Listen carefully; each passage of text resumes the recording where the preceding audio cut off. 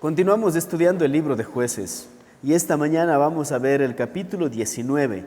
Ya está cerca del fin, pero este capítulo es un capítulo bastante, como llamaríamos así, que despierta a la gente. Dice, ¿es posible que el ser humano pueda caer tan bajo y hacer cosas tan horribles? La respuesta es que sí. La pregunta es, ¿qué tan bajo puede caer un hombre sin Dios? Un hombre sin Dios puede hacer las cosas más perversas y horrorosas, pero incluso el hombre que está caminando con Dios puede hacer cosas terribles. Y de ahí que la pregunta es, ¿y era cristiano? Sí, era cristiano. ¿Y? El que te deseas cristiano no te vacuna con que hagas una barbaridad, no te vacuna con que hagas una estupidez, que elijas mal, no te vacuna para nada de eso. Algunos dicen, es que voy a la iglesia que no haga para que no me pase nada malo y que no haga nada malo yo. El ser humano, cuando no tiene la conciencia de Dios, aunque diga caminar con Dios, puede hacer las cosas más horribles del mundo. Así comienza esta historia. Dice, en aquellos días cuando no había rey en Israel, una cosa es que vivas en Israel, otra cosa es que tengas un rey en Israel. Una cosa es que vengas a la iglesia y otra cosa es que el dueño de la iglesia, el Señor de la iglesia, dirija tu vida.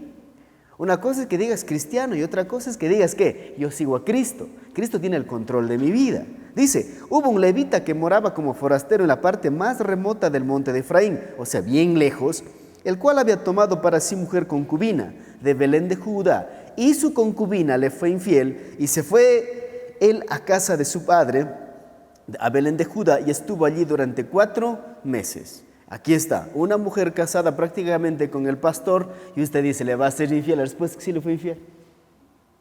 Sí le fue infiel. Y usted dice, ¿en serio? Pero yo pensé que viviendo al lado, leyendo la Biblia, orando, debe estar consagrada al Señor. La respuesta es que le fue infiel. Le fue infiel. Escuche bien, vemos que en esta nación de Israel, para que ocurra todo este tipo de cosas, había un vacío espiritual y había un vacío moral. Para que una nación decaiga moralmente, comienza alejándose de Dios. Y la nación había comenzado alejándose de Dios desde después de Josué. Después había un vacío moral. Eso, la infidelidad está mostrando esto.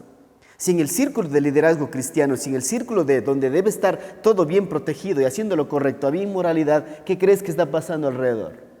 ¿Qué crees que está pasando en la mente de la gente? Escuche bien, el adulterio lleva al matrimonio al borde de la destrucción y la locura.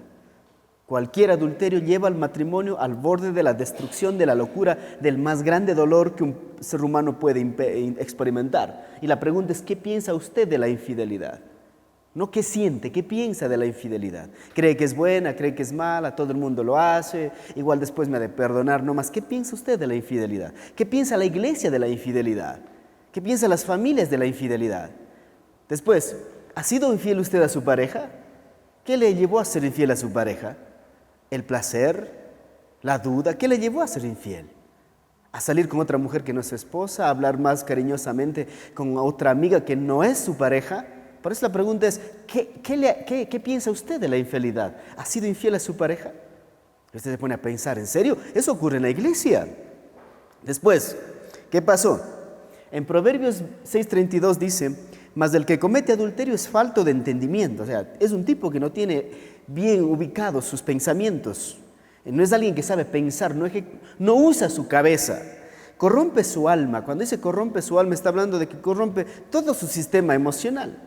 Por eso un tipo que está fascinado, que está embelesado con alguien, olvida de pensar y solo emociones que prácticamente destruyen su vida están con él. El que tal hace heridas y vergüenza hallará y su afrenta nunca será borrada. Escuche bien, ningún adulterio, por más lindo, por más delicioso, que aunque estés con la mejor mujer o el mejor tipo del mundo, traerá cosas buenas. La Biblia dice que traerá heridas y traerá vergüenza. Heridas en los niños, heridas en tu pareja, heridas en tu familia, vergüenza en la sociedad. Pero la sociedad ahorita está avalando el adulterio. Porque dice, no queremos experimentar el dolor. Sí experimentarás el dolor, aunque lo apruebes. La pregunta es, ¿qué haría usted si le es infiel a su pareja? ¿Qué haría? No qué pensaría, ¿qué haría? ¿Qué decisiones tomaría? ¿A dónde acudiría? ¿Qué haría usted? ¿Se ha puesto a pensar que su pareja le puede ser infiel un día? Y la pregunta es, ¿qué haría usted? Después, ¿perdonaría una infidelidad? Lea conmigo esto. Y se levantó su marido y la siguió para matarle amorosamente. No, dice que no le quería matar. ¿Qué dice? Y le siguió su marido para hablarle amorosamente y hacerla volver. Y llevaba consigo un criado, un par de asnos, y ella le hizo entrar en la casa de su padre. ¿Qué le parece este tipo, mujeres? Se fue a buscar a la que le fue infiel y le habló ¿cómo? Amorosamente. ¿Para qué? Para hacerla volver. Imagínense, ante la infidelidad usted puede hacer dos cosas. Usted puede separarse o puede perdonar. Separarse está bien, perdonar también está mejor. La Biblia dice, también fue dicho, cualquiera que repudie a su mujer, dele carta de divorcio. O sea, no sabe cocinar, mándale de la casa. Pero yo os digo que el que repudia a su mujer, a no ser por causa de adulterio, fornicación, dice, hace que ella adultere, y el que se casa con la repudiada comete adulterio. La única razón que Jesús da para divorciarnos es el adulterio, la inmoralidad sexual. Como hoy en día no solo son infieles con mujeres, sino con hombres también, ¿no? O sea, entonces ya ocurre eso ahora. O sea, me ha estado siendo infiel, ¿en serio? ¿Con quién ha estado? Con el amigo. A no ser por inmoralidad sexual. Usted tiene derecho a separarse. Superar una infidelidad es un reto emocional, espiritual y mental. Por eso a muchas personas le cuesta perdonar. Y lo más fácil es ¿qué cosa? Separarse. Porque perdonar es un reto, amigos, emocional. Todas las emociones de la otra persona, la confianza, el amor, el cariño, el afecto que tenía es roto, es puesto en el piso. Después es espiritual, o sea, se rompe la unidad espiritual que había en una pareja cuando el otro es infiel. Y después es mental. Se puede imaginar lo que está en la cabeza, en los pensamientos de la persona inocente a la que le han traicionado, lo que hay en su cabeza, ¿por qué lo hizo? ¿Qué hice mal? Y si el otro tipo es medio avispado, le hace sentir culpable, le daña peor sus pensamientos. Le daña peor. Entonces no es fácil, pero esta es la segunda opción. Primero es huir, correr, separarse, cosa que Jesús dice está bien, o la otra es perdonar. Dice, antes sed benignos unos con otros, misericordiosos, perdonándonos unos a otros, como Dios también os perdona a vosotros en Cristo Jesús. Dos cosas. La pregunta es, ¿qué va a hacer usted? Es duro. Las dos son difíciles. Las dos son complicadas. Las dos duelen. Las dos hay un precio que pagar. Las dos, amigos. Pero este hombre, ¿qué decidió hacer? Tomó la decisión de perdonarla, de irla a buscar y hablarle amorosamente. El amor prevaleció por sobre el daño que le causaron a él. Por eso la Biblia dice que solo el amor puede cubrir multitud de pecados. Por eso, antes de tomar una decisión, tómate un tiempo, no para pensar por qué lo hizo, sino a dónde quisieras llevar esta relación de aquí en adelante. Y si estás en la capacidad de perdonar, a veces toma tiempo. Y viéndole el padre de la joven salió a recibirle gozoso, este es el suegro, y le detuvo su suegro, el padre de la joven, y quedó en su casa 3 días, comiendo y bebiendo y alojándose allí. Vaya manera de reconciliarse, ¿no? Celebrando el suegro, dice, ven, has venido, entonces celebremos. Al 4.º día, cuando se levantaron de mañana, se levantó también el levita para irse, y el padre de la joven le dijo a su yerno, conforta tu corazón con un bocado de pan, y después os iréis. Y se sentaron ellos dos juntos, y comieron y bebieron. Y el padre de la joven dijo al varón, yo te ruego que quieras pasar aquí la noche, y se alegrará tu corazón. Y se levantó el varón para irse, pero insistió su suegro, y volvió a pasar allí la noche. Este suegro no quiere que su yerno se vaya, ¿no? Probablemente le estaba visitando en mucho tiempo. Entonces no tenía nadie con quien tomar un vino, comer bien, que dice, quédate aquí. ¿Se quedaría usted? Al 5.º día, levantándose de mañana para irse, le dijo el padre de la joven, conforta tu corazón y aguarda hasta que decline el día. Y comieron ambos juntos. Luego se levantó el varón para irse, él y su concubina y su criado. Entonces su suegro, el padre de la joven, le dijo, he aquí el día declina para anochecer, te ruego que pases aquí la noche. He aquí que el día se acaba, duerme aquí, para que se alegre tu corazón. Y mañana os levantaréis temprano a vuestro camino y te irás a tu casa. ¿Ha leído usted alguna vez este capítulo de la Biblia? Aquí vemos cómo el suegro está bien empeñado en celebrar la reconciliación. Pero aquí les tengo una enseñanza para todos aquellos que tienen hijas, que tienen hijos. Nosotros no solo debemos celebrar la reconciliación, nosotros debemos ser personas que enseñamos a nuestros hijos a no ser personas que dañan a las otras personas. La Biblia dice en Tito 2:3, las ancianas asimismo sean reverentes en su porte. Entonces, personas adultas mayores que son ya mamás, abuelitas, sean, ¿qué dicen? Reverentes en su porte, no calumniadoras, no esclavas del vino, o sea, no chismosas y no borrachas. Está hablando a las mamás, a las abuelas, ¿no? Maestras del bien. Lo que este mundo, esta sociedad necesita, mujeres maestras del bien, que enseñen a sus hijos, a sus hijas, a sus nietas, a sus amigas, que enseñen el bien. Yo he descubierto que las mujeres tienen una capacidad increíble de dañar la reputación de otras personas. En vez de buscar hacer lo correcto, se sientan a hablar, pero a hablar mal. Y aquí Tito dice, ey, deja de estar bebiendo, comiendo y todo, enséñale a hacer el bien. Este hombre debió haber a su hija enseñado a hacer lo correcto. La mamá de esta chica debió haber enseñado a diferenciar lo que está bien y lo que está mal, a ser prudentes, castas, cuidadosas de sus casas. Pero hoy en día, ¿qué dice? ¿Qué te vas a casar con esto? Déjale nomás, ya mejor divórciate. A veces somos los que apoyamos a destruir un matrimonio, una familia. Como suegros, ustedes apoyan a la construcción, a la restauración de un hogar o a la destrucción. Y aquí Tito está diciendo a las mujeres adultas, ¿qué están haciendo con su vida? Algunas, ya estoy vieja, no tengo propósito. Aquí está el propósito, que dice, a las mujeres jóvenes enseñen a amar a sus maridos y a sus hijos. No dice, enséñenle a sacar la plata, a manipular, a controlarles. Enseñen a amar a sus maridos y a sus hijos, a ser prudentes, cuidadores, buenas, sujetas a sus maridos, para que la palabra de Dios no sea blasfemada. Usted quiere que realmente Cristo sea visto, enaltecido en su hogar. Usted como persona adulta, mujer, mayor, enseña a sus hijas a amar a sus maridos, a sus hijos, a manejar bien su hogar, a no ser malgastadoras, no ser chismosas, no dañar el hogar. A enfocarse en las cosas que son realmente importantes, no en las cosas que son superficiales. Increíble, ¿no? Y este hombre, ¿qué quería? Celebrar la reconciliación, comiendo y bebiendo, está bien. Pero lo que realmente fortalece un matrimonio no es la celebración, sino los principios, los valores que enseñamos a nuestros hijos. ¿Qué les ha enseñado a tu hija? Versos 10 al 15. Mas el hombre no quiso pasar allí en la noche, sino que se levantó y se fue. Llegó hasta enfrente de Jebús, que es Jerusalén, con su par de asnos ensillados y su concubina. Y estando ya junto a Jebús, el día había declinado mucho, y él dijo, el criado a su señor, ven ahora y vámonos a esta ciudad de los jebuseos para que pasemos allí la noche. Y su señor le respondió, no iremos a ninguna ciudad de extranjeros que no sea de los hijos de Israel, sino que pasaremos hasta Gaba. Y dijo a su criado, ven, sigamos hasta uno de esos lugares para pasar la noche en Gaba, en Rama.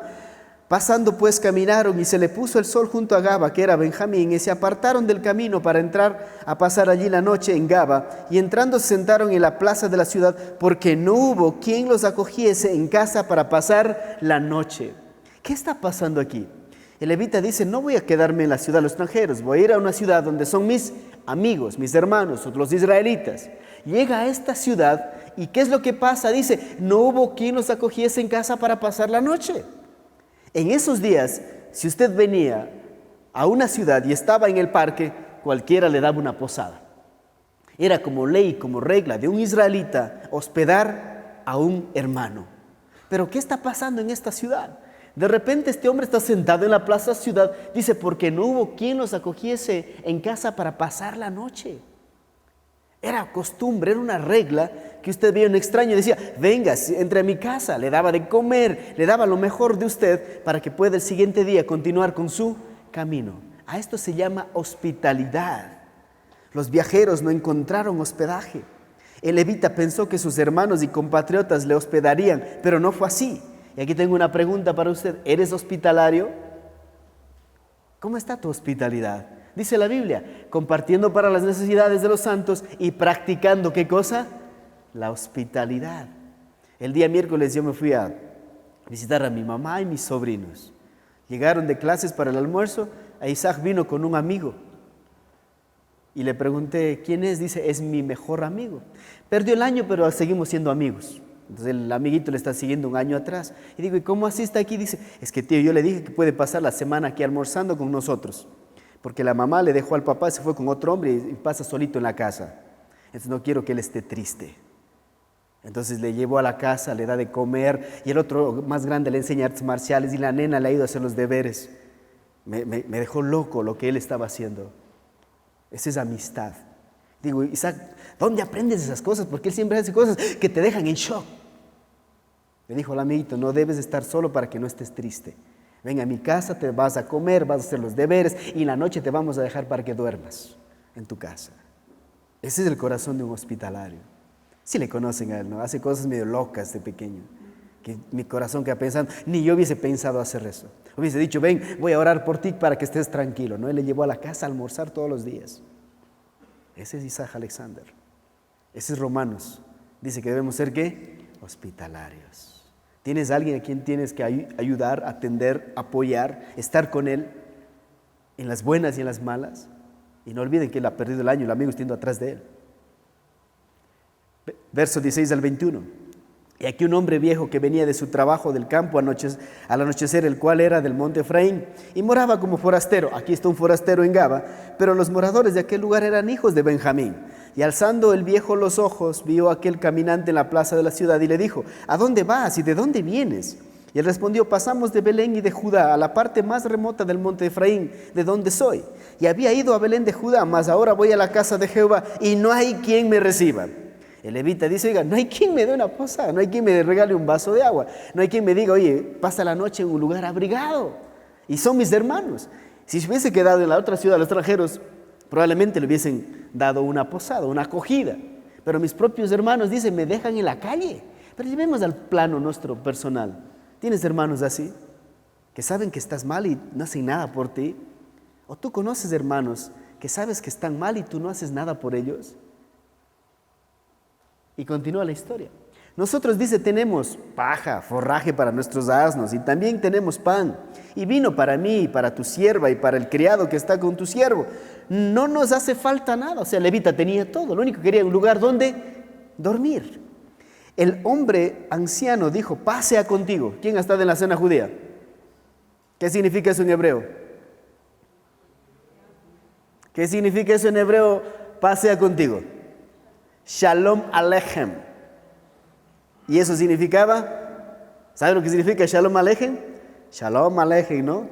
Te amo con mi corazón, te alabo con mis labios y te honro con mis pensamientos. ¿Sí ve cómo está el saludo de la Biblia? ¿Y sabe lo que eso significaba? Que tu corazón, tus pensamientos y tus palabras eran buenas para tu invitado.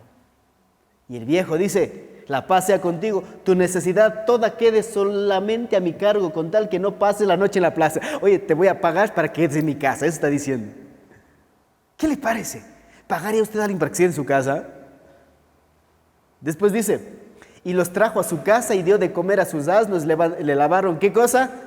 Los pies y qué más, y comieron y... ¿Cuál es uno de los regalos de hospitalidad de la cena judía? Ah, qué increíble, ¿no? Cómo está tantos detalles de la Biblia, ¿no? Increíble. ¿Y sabían lo que significaba lavar los pies, no? ¿Saben lo que significa decir paz a vosotros? Escuche bien, mis queridos amigos. El anciano forastero hospeda levita. Escuche bien. Si usted quiere ver una necesidad, alce los ojos. Porque dice que el viejo alzó los ojos y vio. Muchos de nosotros no vemos la necesidad porque no alzamos los ojos. La pregunta es, ¿qué veríamos si alzáramos nuestros ojos a nuestro alrededor? Si abriéramos nuestros ojos en esta ciudad de Cuenca, escuche bien, ¿qué veríamos si alzamos nuestros ojos? Multitudes están atemorizadas al observar cómo se desencadenan increíbles desastres, huracanes, terremotos, tsunamis, corrupción, dolor, enfermedad, divorcio. Todo eso veríamos nosotros si alzáramos nuestros ojos. Pero el problema es que la iglesia no alza los ojos, no observa fuera de ella. Escuche bien, tendrías que estar en negación total si no vieras que todo lo que puede ser sacudido está siendo sacudido. Yo creo que hay una especie de negación en la iglesia. La iglesia dice, creo que no está pasando nada afuera, pero déjame decirte, hay mucho pasando afuera. Hay mucho dolor, hay mucha frustración, hay mucha necesidad. Y este anciano observó que alguien necesitaba ayuda porque alzó los ojos. Por eso Jesús dijo, ¿no decís vosotros, aún falta 4 meses para que llegue la siega? O sea, en 4 meses más vamos a cosechar. Y aquí os digo, alzad vuestros ojos y mirad los campos. La iglesia no está viendo hacia afuera, está viendo hacia dónde, hacia adentro. Dice, alzad los ojos y mirad los campos. Y después dice, porque ya están blancos para la siega. En 4 meses esto ya va a estar perdido. Hay que cosechar ahora. En 4 meses el forastero ya no va a estar en el parque, en la plaza. Hay que hospedarlo ahora. Tu amigo que no conoce de Cristo en 4 meses probablemente estará en el infierno. Sí, tu primo, tu tío en 4 meses probablemente ha muerto. ¿Y qué hemos hecho nosotros? Esperando tener las facilidades que necesitamos para ayudar a otros. Ayuda a otros con lo que ya tienes ahora. Mi Isaac no preguntó a mamá, no preguntó al tío, no preguntó a nadie. Solo dijo, vamos, en mi casa si hay comida. Quiero que estés conmigo para que no estés triste. Pero muchas personas conocemos de situaciones tan difíciles, tan complicadas a nuestro alrededor. Pero ¿qué hacemos? Venga hermano, voy a orar por usted. Y le mandamos orando y se va, ¿no? A continuar triste y solo. Verso 22. Pero cuando estaban gozosos, he aquí que los hombres de aquella ciudad, hombres perversos, rodearon la casa, golpeando la puerta, y hablaron al anciano, dueño de la casa, diciendo, saca al hombre que ha entrado en tu casa para que le conozcamos. Dice, déjanos violar a ese hombre. Estaban en una ciudad de gente perversa. Y salió a ellos el dueño de la casa, les dijo, no hermanos míos, os ruego que no cometáis este mal, ya que este hombre ha entrado en mi casa, no hagáis esta maldad. ¿Sí ve cómo eran las reglas de hospitalidad? Que este hombre está diciendo, oiga, por favor, o sea, cálmense, que no queremos conocerle. Conocerle en el hebreo significa tener relaciones sexuales. Había un montón de homosexuales en esa ciudad. Era como Sodoma y Gomorra. Era como Sodoma y Gomorra. Y continúa, dice, he aquí mi hija virgen y la concubina de él, ya los sacaré ahora, humilladlas y hacedle con ellas como os parezca, y no hagáis a este hombre cosa tan infame. Mas aquellos hombres no le quisieron oír, por lo que tomando aquel hombre a su concubina la sacó, y entraron a ella y abusaron de ella toda la noche hasta la mañana, y la dejaron cuando apuntaba el alba. Y cuando ya amanecía vino la mujer y cayó delante de la puerta de la casa de aquel hombre, donde su señor estaba, hasta que fue de día. Esa es la condición de una ciudad, de una nación, de una familia, de una persona sin Dios. ¿Hasta dónde el hombre puede llegar? Y no olvide que son ¿qué? Israelitas. No son moabitas, no son filisteos, no son de Sodoma, son israelitas. Y cosas perversas como estas pueden llegar a ocurrir en la iglesia cuando no caminamos como tenemos que caminar con Dios. Escuche bien, la historia claramente contradice de que somos seres completamente racionales. Dice que somos racionales. ¿Racionales por dónde? Si la mayoría de nuestras decisiones son irracionales. Segunda Guerra Mundial, millones de mujeres, de niños, de ancianos fueron asesinados porque un tipo decidió cambiar las cosas en el mundo. Millones de niños son asesinados cada año por sus propias madres, se llama aborto. Irracional. Millones de niños están creciendo sin sus padres porque el padre decidió irse con la amante y dejar abandonada su casa, se llama divorcio. Irracional. ¿Cuántos de ustedes están endeudados que nunca podrán pagar sus deudas porque compraron cosas de una manera irracional? Nuestra alimentación es irracional. Comemos todo pensando que todo es bueno. Pero después tenemos problemas de diabetes, tenemos enfermedades cardíacas, sobrepeso, irracional. Si usted está pensando que muchas decisiones son racionales, déjenme decirles, la historia, los testimonios, la realidad muestra que el ser humano sin Dios toma decisiones irracionales. Toma decisiones irracionales. Por eso es que una chica se mete en un hogar donde el hombre está felizmente casado, pero ella destruye su hogar para llevarse a ese hombre. Irracional. Por eso hay hombres que leen la Biblia constantemente, pero maltratan a su esposa. Irracional. Yo no sé cómo un hombre coge y lastima a un niño de 4 o 5 años a patadas, a golpes y le envía al hospital. Irracional. Yo no sé cómo los ancianos están recluidos en un asilo de ancianos porque sus hijos dicen, este veterano me molesta mucho la vida. Irracional. Irracional. Si está pensando que el hombre toma decisiones racionales, está muy equivocado. Escuche bien, el ser humano hace lo que hace porque tiene miopía de su futuro. Le da más importancia al placer instantáneo que a las consecuencias del futuro. Efesios 4 dice, teniendo el entendimiento ennegrecidos, ajenos de la vida de Dios. Cuando un hombre está ajeno de la vida de Dios, hace todo ese tipo de cosas por la ignorancia que en ellos hay y por la dureza de su corazón. ¿Cuántos de nosotros realmente en nuestro corazón, dice, esta ha sido la palabra del Señor, qué increíble lo que dice la Biblia? Pero cuando el corazón está duro, es nada más una charla, una conferencia, las cuales después que perdieron toda sensibilidad, se entregaron a la lascivia para cometer con avidez toda clase de impureza. Este texto está como analizando y dice, mira, cuando un hombre rechaza a Dios, el pecado anula su capacidad de raciocinio, baja sus estándares morales primeramente. Simón, que griten nomás, que golpeen nomás, marido es. Baja tus estándares morales. No todo el mundo lo hace. Simón fue fiel una vez. Y las mamás dicen, tranquilo, lo importante es que no se vaya de tu casa. A mí también tu papá, 5 o 6 mujeres creo que fue infiel, pero se quedó conmigo. Bajos estándares morales. Baja su conciencia social. O sea, ya no le importa qué es lo que pasa alrededor. Ahí está el tipo levita en la plaza solito sin hacer nadie que le hospede. Necesitamos conciencia social, ayudar a la sociedad. Baja su consagración espiritual, ya nada tiene que ver con leer la Biblia, orar, o sea, te alejas de ese tipo de cosas. Actúa de manera ¿qué? Irracional, amigos. Y se levantó por la mañana su señor y abrió las puertas de la casa y salió para seguir su camino. Y aquí la mujer, su concubina, estaba tendida delante de la puerta de la casa con las manos sobre el umbral. Él le dijo, levántate y vámonos, pero ella no respondió. Entonces la levantó el varón y echándola sobre su asno, se levantó y se fue a su lugar. Ahí está. ¿Sí ve la frialdad incluso de levita? No le pregunta, ¿qué te pasó? ¿Qué sucedió? ¿Estás bien? Solo la llevó. Escuche bien. Dice que en los últimos días del libro de Apocalipsis, que ya no se escuchará llanto ni la alegría del esposo ni la esposa, porque el amor se ha enfriado. Y la iglesia tiene que volver a amar. La iglesia tiene que mostrar amor nuevamente. Y tenemos que comenzar amándonos a nosotros mismos, como dice Jesús. Y solo cuando sabemos amarnos bien a nosotros mismos, podremos amar bien a los demás. El problema es que mucha gente anda buscando ser amada, pero no se aman a ellos mismos. Y llegando a su casa, ¿qué hizo este levita? Tomó un cuchillo y echó mano de su concubina y la partió por sus huesos en 12 partes. Y le envió por todo el territorio de Israel. Y todo el que veía aquello decía, jamás se ha hecho ni visto tal cosa. Desde el tiempo en que los hijos de Israel subieron de la tierra de Egipto hasta hoy. Considerad esto, tomad consejo y hablad. ¿Qué hizo el levita con su esposa? La cortó en 12 pedazos. La Biblia no dice que ella estaba muerta, porque si no estaba muerta la asesinó.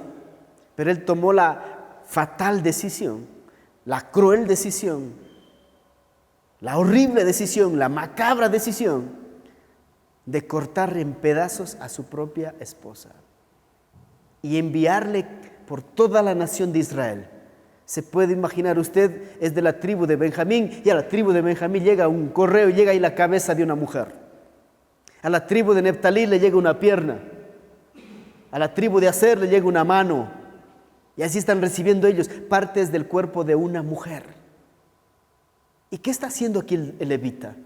El levita está denunciando la moralidad de la nación de Israel. La cortó en 12 pedazos porque él quería como despertar, hacer sonar el alarma de lo moral y lo espiritualmente muerta que estaba la nación de Israel. Efesios dice, mas todas las cosas cuando son puestas en evidencia por la luz, son hechas manifiestas, porque la luz es lo que manifiesta todo. Este levita está mostrando, dice, esta es la condición de nuestra nación. Esto está pasando en Israel. Esto está pasando con el pueblo elegido de Dios. Esto está pasando con los que decimos que somos los especiales para Dios. Esto está pasando. Y cosas terribles también pasan en la iglesia. Y yo creo que es hora de despertar, sacar a la luz. Y la única manera de que el pecado muere, ¿sabe cuándo es? Cuando sale a la luz. Mientras más oculto lo tenemos, más grave y cada día nos esclaviza más. Por lo cual dice, despierta tú que duermes y levántate de los muertos y te alumbrará Cristo. Ellos estaban dormidos, pensaban que todo estaba bien, pero había acontecimientos como estos que pasaban. Había idolatría, ¿se acuerdan en capítulos anteriores? Había idolatría, había infidelidad, había violación, había homosexualismo, había asesinatos y nadie estaba haciendo nada, amigos. La pregunta es, ¿qué vamos a hacer nosotros ante una realidad como estas? Conclusión, no podemos seguir siendo indiferentes a lo que pasa a nuestro alrededor. Y la pregunta es, ¿qué está pasando a nuestro alrededor? Es hora de que nosotros como cristianos realmente dejemos de ser lo que somos y hagamos lo que tenemos que hacer. Y Jesús dijo, ¿no decís vosotros, aún falta 4 meses para que llegue la siega? Es que aún falta 1 año. No, aún no sé toda la Biblia. No, ahora hay que hacerlo, sepas o no sepas. He aquí os digo, alza vuestros ojos y mirad los campos, porque ya están blancos para la siega. Están listos para ser segados, cosechados. Vayamos y hagamos algo al respecto, para que historias como estas no se repitan en la iglesia, en la ciudad, en la nación. Porque historias como estas últimamente hemos visto que han pasado en nuestra ciudad. ¿O no es así? Hemos visto, hemos leído en el periódico, hemos visto en Facebook, hemos escuchado en la radio, historias como esta están pasando y necesitamos hacer algo al respecto. El único que puede cambiar toda esa historia es Jesús. Pónganse de pie, por favor. Señor, muchas gracias por este momento, gracias por esta palabra que nos despierta, nos desafía, nos exhorta, Señor. Y bendice a tu pueblo que está aquí, Señor, que podamos alzar nuestros ojos y mirar y hacer algo al respecto, Señor. Usa nuestras vidas para cambiar la historia de nuestra ciudad hermosa donde vivimos, Señor. Que sea una ciudad más segura, una ciudad luz, una ciudad de esperanza, una ciudad de refugio, Señor. En el nombre de Jesús. Amén.